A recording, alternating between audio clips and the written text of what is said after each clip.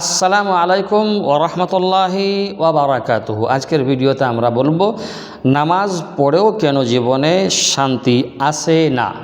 দেখুন, নামাজ পড়েন আপনি, তবুও মনে আপনার অশান্তি। সমস্যা নামাজে না, সমস্যা এই যে অশান্তি, নামাজ পড়েও শান্তি আসে না, তো সমস্যাটা কিন্তু নামাজে না, সমস্যা অন্য জায়গায় রয়েছে, তাই না? তো অন্য জায়গায় কোন জায়গায় সমস্যা রয়েছে আর আজকের ভিডিওতে আমরা ইনশাআল্লাহ আপনাকে জানিয়ে যাব। কোরআনে কারীমে আল্লাহ তাআলা বলেন, বিসমিল্লাহির রহমানির রহিম, আলা বিযিক্রিল্লাহি তাতমাইন্নুল কুলুব। সূরা রা'দের মধ্যে 13 এবং 28 নম্বর আয়াত, যার অর্থ আল্লাহর স্মরণেই কিন্তু অন্তর শান্ত হয়। আল্লাহ রাসূল সাল্লাল্লাহু আলাইহি ওয়াসাল্লাম হাদিসে বলেছেন, রাব্বা মুসাল্লা লাইসা লাহু মিন সালাতিহি ইল্লা তাআব্বা।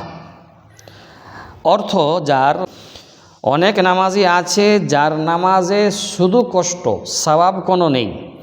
কেন সওয়াব নেই? কেন সওয়াব নেই?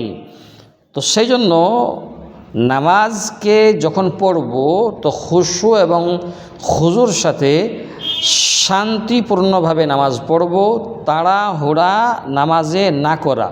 কেননা নামাজে রুকু, সাজদা, কওমা, কিয়াম, জলসা, জুলুস, এগুলো যদি রুকু থেকে ওঠা, সাজদা থেকে ওঠা, এগুলো যদি শান্তিপূর্ণভাবে না হয় তাহলে কিন্তু নামাজ পড়েও আপনার মনে অশান্তি থাকবে।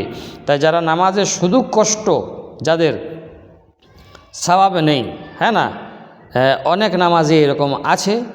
তো ভাই, আমরা নামাজ পড়ি ঠিকই, কিন্তু আমাদের মন থাকে মোবাইলের চিন্তায়, হ্যাঁ না।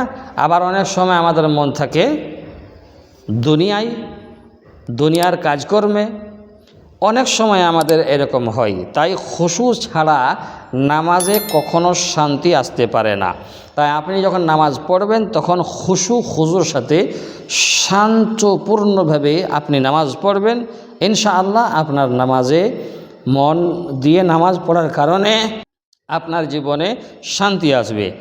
আজকে আপনি এক ওয়াক্ত নামাজ মন দিয়ে পড়ে দেখুন, হ্যাঁ না। তারপর কমেন্টে লিখবেন আপনি মন কেমন লাগলো, ভালো লাগলো না কি খারাপ লাগলো।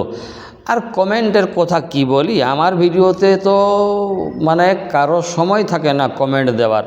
আবার কেউ যদি কমেন্ট করেও তো অগাছাড়া, মানে আনাপ শানাপ কমেন্ট করে, তার কমেন্টের কোনো আপনার মূল আকর্ষণ থাকে না। তাই আজ এক ওয়াক্ত যদি মন দিয়ে নামাজ পড়ি, তাহলে কমেন্টে আপনি লিখে দেবেন আপনার মন দিয়ে নামাজ পড়ার পরে আপনার মন ভালো লেগেছে, মনে শান্তি হয়েছে কি শান্তি হয় না। আশা করব বুঝতে পেরেছেন। ভালো থাকবেন। আসসালামু আলাইকুম ওয়া রাহমাতুল্লাহি ওয়া বারাকাতুহু।